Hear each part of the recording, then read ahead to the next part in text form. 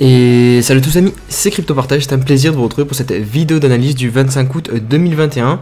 Pas qu'une vidéo d'analyse aujourd'hui puisque je vais vous partager l'outil que j'utilise pour gérer mon portefeuille de crypto-monnaie, voir où il en est, voir là combien j'ai pris de pourcentage sur la journée, combien j'ai perdu, parce que voilà, si on prend aujourd'hui, évidemment mon portefeuille crypto-monnaie a baissé puisque le marché baisse, hein, vous voyez, Bitcoin qui est de retour sous les 48 000 $, les altcoins dans la majorité suivent le BTC, pour l'instant voilà, il n'y a pas de quoi s'inquiéter, c'est juste une très légère baisse, on verra ça dans la deuxième partie de l'analyse technique. Donc je vais vous partager un outil, donc c'est CoinTracking.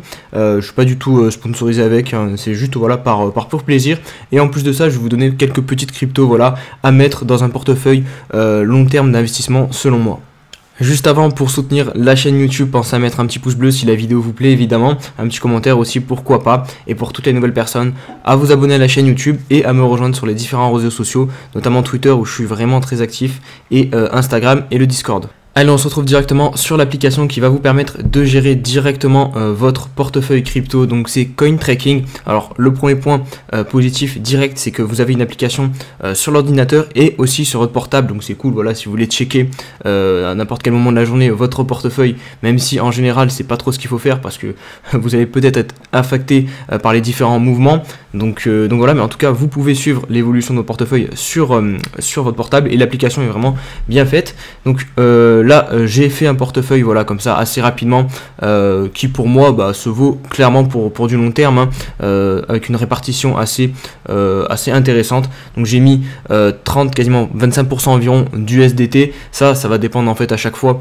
du marché, hein, quand on est dans des grosses périodes d'euphorie, voilà, passer un petit peu plus cash, comme là par exemple on monte on est quand même pas mal monté, 5 semaines de hausse, donc voilà, revendre un petit peu c'est pas déconnant, avoir un peu plus de cash pour pouvoir racheter des baisses.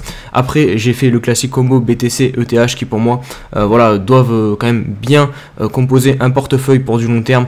Donc il y a quasiment 40% des deux et ensuite le reste c'est des alts. Donc voilà, là vous allez avoir plusieurs choix qui va pouvoir s'offrir à vous. Moi je suis parti voilà sur des valeurs vraiment que je juge sûres, donc c'est du BNB, du AAV, de l'e-gold, du Link et de UOS. Après vous pouvez évidemment mettre plein d'autres crypto-monnaies, je sais pas, je vais vous montrer rapidement, on va faire un tour sur CoinMarketCap. Alors il y a évidemment Solana.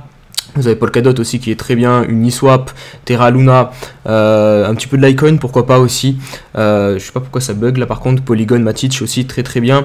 Un petit peu de VeChain vous pouvez prendre. Enfin, bref, de toute façon pour l'investissement long terme, je pense que aller chercher en dehors du top 100 en fait je vais surtout parler aux personnes débutantes là, parce que pour ceux qui ne s'y connaissent pas vraiment dans le fondamental dans les fondamentaux des crypto-monnaies, c'est compliqué d'aller chercher en dehors du top 100 parce que ça va être des projets voilà qui sont pas encore bien reconnus. Alors certes le potentiel de gain sera bien plus conséquent, mais il y aura aussi beaucoup plus de risques. Donc vous en mettez pas pour du long terme, vraiment prenez des projets qui ont fait leurs preuves, qui sont là depuis un petit moment, dont la team est très solide. Et puis voilà, vous prenez pas plus la tête que ça. Après évidemment creusez bien tous les projets de votre côté et puis au moins comme ça vous êtes paré. Bref, on va revenir sur CoinTracking parce que c'est quand même le sujet de la vidéo. Alors pourquoi j'utilise CoinTracking? Donc déjà je vous l'ai dit, pour l'application mobile qui est très intéressante, et puis aussi l'application du coup sur l'ordinateur. Vous avez plein de petits graphiques qui vous permet de vous donner des infos pertinentes aussi, comme voilà ce graphique où vous avez la répartition exacte de votre portefeuille, savoir comme vous avez par exemple d'Ethereum en pourcentage dans votre portefeuille, donc là 21% pour le portefeuille que j'ai fait. Vous avez ce petit tableau aussi qui est très sympa. Vous voyez en direct les tendances sur 24 heures. Donc voilà, par exemple, quand vous voyez une crypto qui prend plus 50% en une journée en 24 heures, ça peut être intéressant d'aller checker le graphique, voir ce qui se passe, ou quand vous prenez moins 20%. Enfin, bref, vraiment, vous avez un tableau de bord, en gros, vraiment très complet, je trouve. Là, vous avez un autre graphique où vous voyez aussi la répartition de vos cryptos. Ici, ce graphique aussi, il est intéressant. Là, vu que j'ai créé le portefeuille aujourd'hui, il n'y a rien. Mais en gros, c'est un graphique qui va vous montrer l'évolution de votre portefeuille dans le temps. Donc ça aussi c'est cool, après plusieurs années vous voyez clairement l'évolution, comment votre portefeuille évolue dans le temps. Donc ça si c'est vraiment cool, donc vraiment pas mal. En fait ce tableau de bord il est vraiment très bien fait je trouve, et puis surtout cette application est gratuite. Après vous avez une version payante, mais vraiment pour l'utilisation que j'en fais moi, c'est vraiment largement suffisant. Alors je vais vous montrer maintenant comment on ajoute les crypto-monnaies au portefeuille, comment on constitue son portefeuille, comment on se sert concrètement de l'application. Comme ça vous allez allez pouvoir directement, si la vidéo vous a plu, si ça vous intéresse, ben, allez directement sur le site, vous inscrire. L'inscription est hyper simple, hein, c'est juste une adresse mail et un mot de passe. Donc pour ajouter une crypto, vous allez ici dans Entrer les pièces, Overview, Malo Import. Vous pouvez évidemment aussi le faire en reliant directement les API sur les exchanges, mais ça, de manière générale, je sais que des fois ça bug, donc c'est chiant. Et puis en fait, moi, je pars du principe que là, on est sur un portefeuille long terme, donc vous ne touchez pas vos crypto-monnaies tous les jours, vraiment pas. Enfin, en tout cas, moi, c'est comme ça que je fonctionne sur mon portefeuille long terme. Donc personnellement, moi, ça me dérange pas du tout de venir là, de prendre ma petite crypto que je veux ajouter, la petite transaction que je veux faire. Par exemple, si j'ajoute, je sais pas, non, je vais pas dire 2 BTC, mais 0,05 BTC, hop, vous rentrez le montant que vous ajoutez. Vous écrivez BTC, il y a toutes les crypto-monnaies, hop, et vous faites ajouter. Et du coup, ça vous ajoute à votre portefeuille une transaction de BTC. Et encore, c'est même pas comme ça que je fais, puisque le BTC, je l'ai déjà. Donc, admettons que j'achète, par exemple, 0,05 de BTC de plus. Je viens directement dans l'ancienne transaction que j'avais faite au préalable, et hop, je rajoute les 5. Et comme ça, vous avez directement les 5 qui se mettent à jour, vous faites mise à jour, hop, et ça les ajoute directement au portefeuille. Donc ça, je vais le supprimer. Hop, et voilà. Donc en gros, bon, je résume vite fait, vous entrez la totalité des crypto-monnaies que vous avez, parce que là vous avez forcément un portefeuille long terme, donc vous allez rentrer à la main. Certes, c'est un petit peu chiant au début, mais voilà, en théorie, un portefeuille long terme, il n'y a pas 50 000 cryptos, donc ça se fait. Et par la suite, dès que vous vendez des crypto-monnaies de votre portefeuille, bah, vous venez là, admettons que vous vendez 2 e-gold parce que e-gold a pris 200%, et bah, vous venez ici, vous modifiez et vous mettez 3 e-gold, et ça se met directement à jour. Je vais le faire, hop, pour vous montrer comment ça se fait. Hop, mettez mettre à jour, hop, vous avez 3 e-gold, vous venez ici, vous faites recalculer vos données, hop, et voilà, et ça se met directement à jour ici, hop, vous voyez 3 e-gold.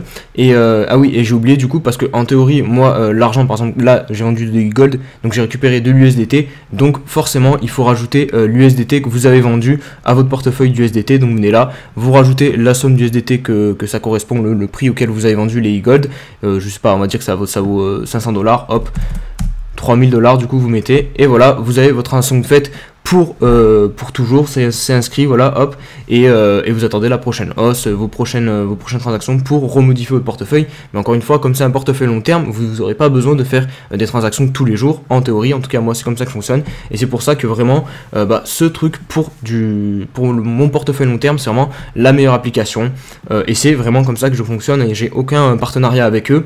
C'est vraiment l'appli que j'utilise, et elle me convient amplement. Après, évidemment, pour le portefeuille trading, c'est différent.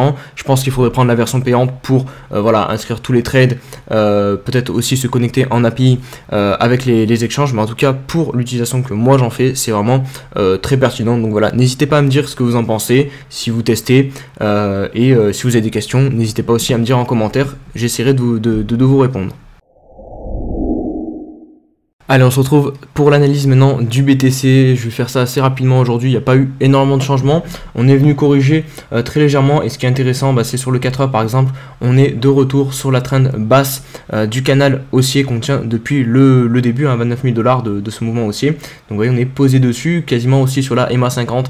Donc à voir maintenant si on va avoir droit à un rebond, ou si on vient briser tout ça et entamer une correction plus forte qui pourrait nous ramener vers la fameuse zone que beaucoup de personnes regardent maintenant, cette zone-ci qui correspond aussi à la EMA 50, qui correspond à la zone de sortie de range, les 42 000 $ environ. On aura donc un premier cluster, voilà, où ici clairement payer le BTC, je pense que ça sera très intéressant pour du moyen terme.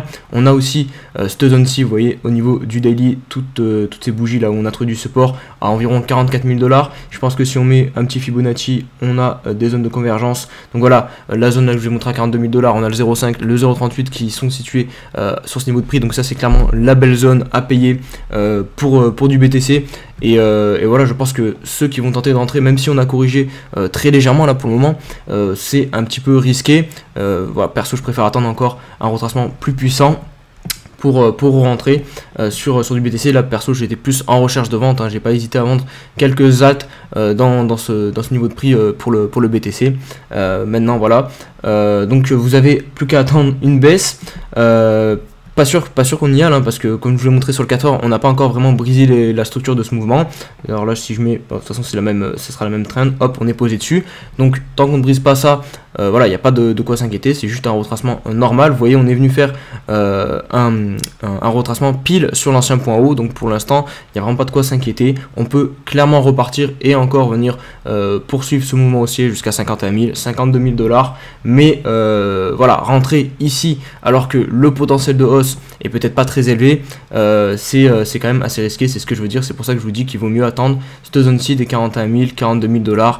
Vous voyez, sur le weekly, on est toujours sur 5 semaines de hausse. Donc là, on vient d'entamer une petite semaine de correction. La clôture, ça sera dimanche, donc à voir. Donc c'est pour ça que voilà, je préfère vous dire d'attendre un petit peu avant de commencer à rentrer sur le BTC. Voilà les amis, j'espère que cette vidéo vous a plu. Vidéo un petit peu courte sur l'analyse technique, mais hier j'ai fait pas mal d'alt et de toute façon voilà, vous connaissez ma vision. Je pense que pour du moyen terme il faut attendre un plus gros retracement sur le BTC ou alors une consolidation, mais ouais, rentrer ici c'est peut-être un petit peu dangereux. Bref, voilà, je vous dis à tous, je vous souhaite à tous une bonne fin de journée et on se dit à demain pour une nouvelle vidéo. Allez, ciao ciao.